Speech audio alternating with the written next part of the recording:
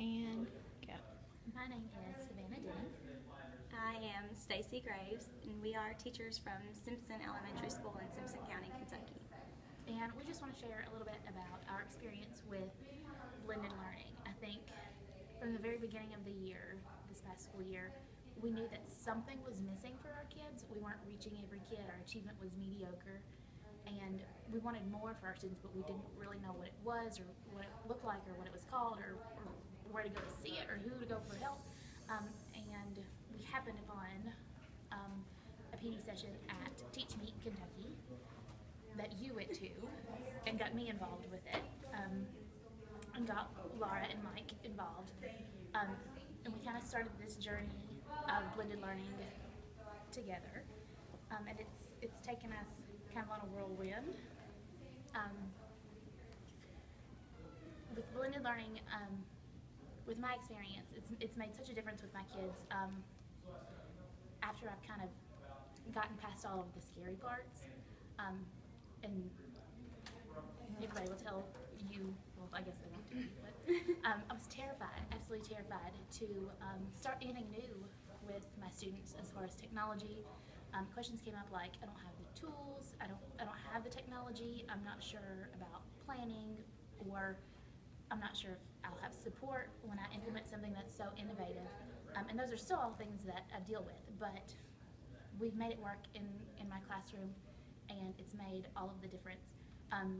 The way that I see my kids now is more like partners instead of like children. I learn with them every day. They kind of guide themselves.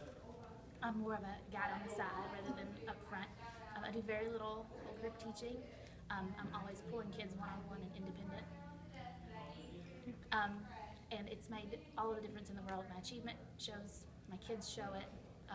They love everything that they're doing. I'll share my take on, as Savannah said, we knew we needed to do something different with the kids. Our students just weren't engaged. They were engaged, but not the way we wanted them to, and we knew each student had his or her own need. And I was just kind of taken aback. I didn't know, is this really where we need to go? I'm not understanding what is blended learning, what is personalization. And just one day, as I was actually doing laundry at home, I had given my 2-year-old my iPhone, and he was very resilient. He did not want to start counting with mommy. He didn't want to recite his alphabet, didn't want to do any kind of educational.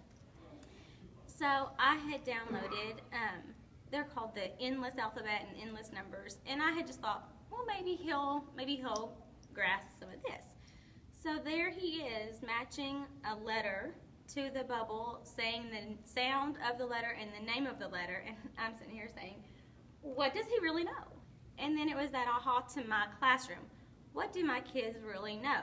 What do they really need to know? And so through Savannah, I started doing more of the personalization and started some self-paced checklists with the academic process with the units. And throughout it, I had lots of questions. Oh my goodness, I feel like I'm worthless. Are the kids supposed to be doing this all on their own?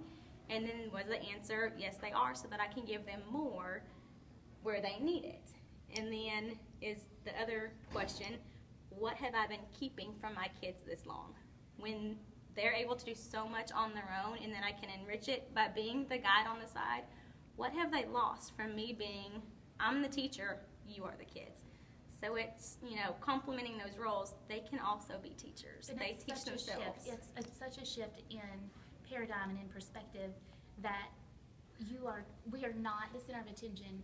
We have to give our students an opportunity to show what they learn, to inquire about what they're interested in. Yes. It's not just the test scores. The test scores don't tell you the answers, it's those kids. You have to know each kid. And not just know, oh, that's their learning style, but you have to know this is what they know. They're showing me, they're telling me, they're helping each other, and then this is what they need to know. We found that we had to get out of their way instead of the other way around. And now, and I love the way that Laura has described it before. Just yesterday, she said, instead of giving every student the same medicine, I mean, a doctor doesn't prescribe the same medicine for every patient that he sees. It's giving each individual student exactly what they need to get better, instead of just a blanket. And as you're Quick doing fix. that, you're giving them the confidence. I can do this. I can choose what I need to learn. It's not, oh, I just want to do this. It's, I need this, and this is how I need you to help me. And it kind of puts everything together, what we learned about personalized learning, even Leader and me. I mean, there's nothing more empowering to a student than to be totally in control of their learning. So I think if we can tell you anything at all is stick with it. It's going to be difficult. You're going to have barriers. Laura preached to me over and over again. You're going to have hurdles, but just push through it. And even if it's not perfect, it's going to be better than what it was.